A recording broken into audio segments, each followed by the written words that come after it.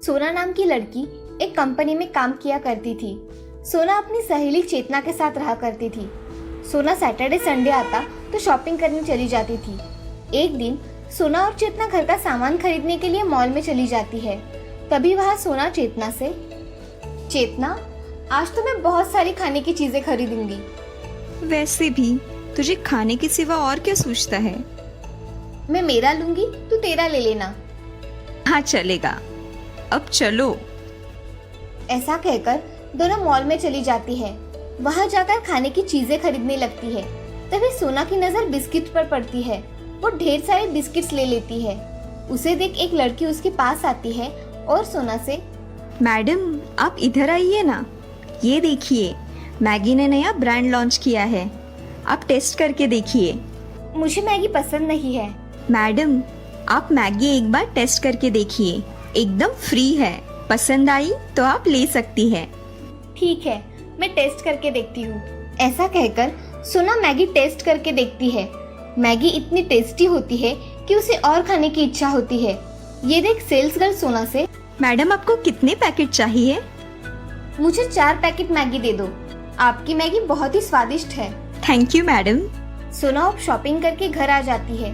उसे तेज भूख लगने के कारण सोना सोचती है, मुझे कितनी भूख लगी है और घर में खाना भी बनाया हुआ नहीं है।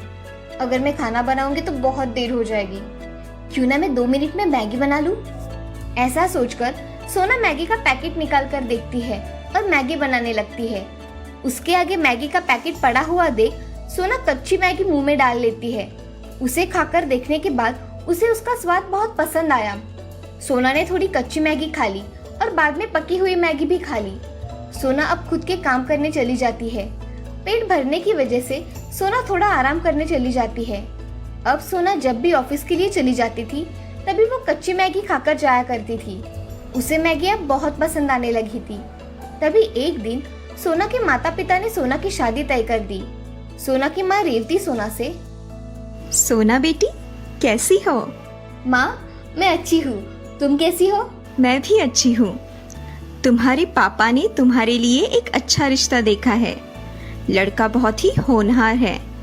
हम चाहते हैं कि तुम शादी कर लो। माँ इतनी जल्दी क्या है? बेटी अच्छे रिश्ते बार बार नहीं आते। ठीक है माँ, आप दोनों ने देखा है तो ठीक ही होगा। मैं शादी करने के लिए तैयार हूँ। सच में? हाँ माँ, अब मैं फोन रखती हूँ, मुझे काम करना है। हाँ।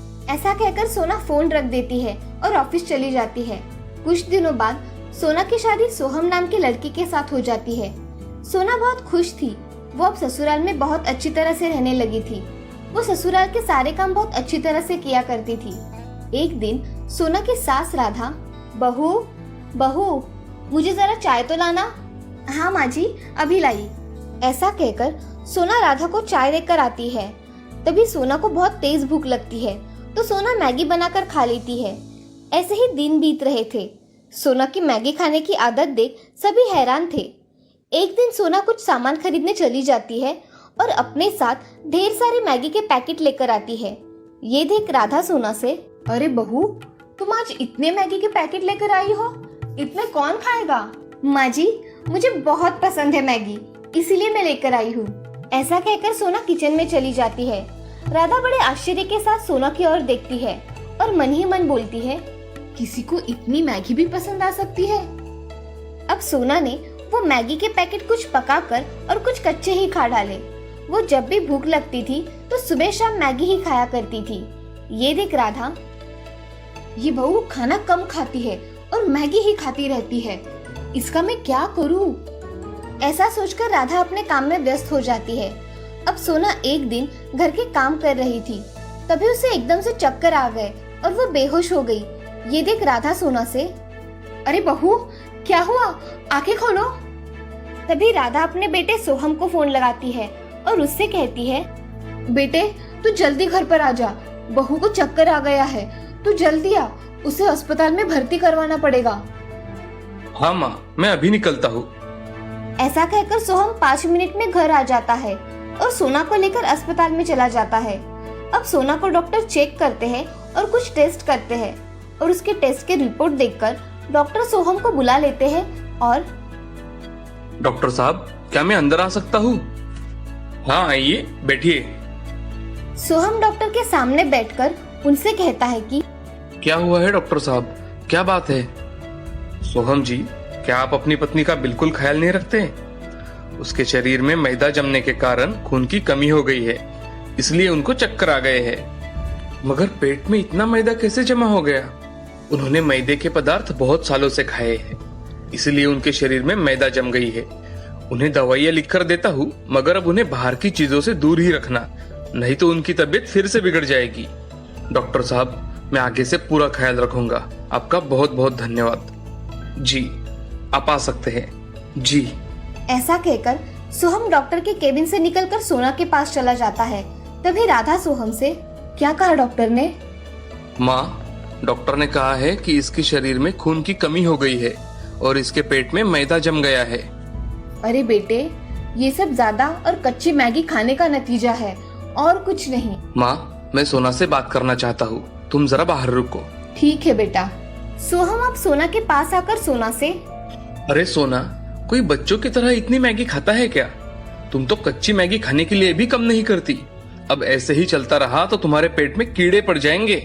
सोना ये बात सुनकर बहुत दुखी होती है और वो सोहम से, मुझे माफ कर दीजिए, मुझे कच्ची मैगी अच्छी लगी तो मैंने वो भी खाना शुरू कर दिया। अब से मैगी कभी नहीं खाऊंगी। तुम सच कह रही हो ना? हाँ, मैं सच कह रही हूँ। आइंदा से मैदे के कोई भी पदार्थ नहीं खाऊंगी, मुझ पर विश्वास कीजिए। ऐसा कहकर सोना आराम करने लगती है। अब सोहम सोना को अगले दिन घर पर लेकर आता है।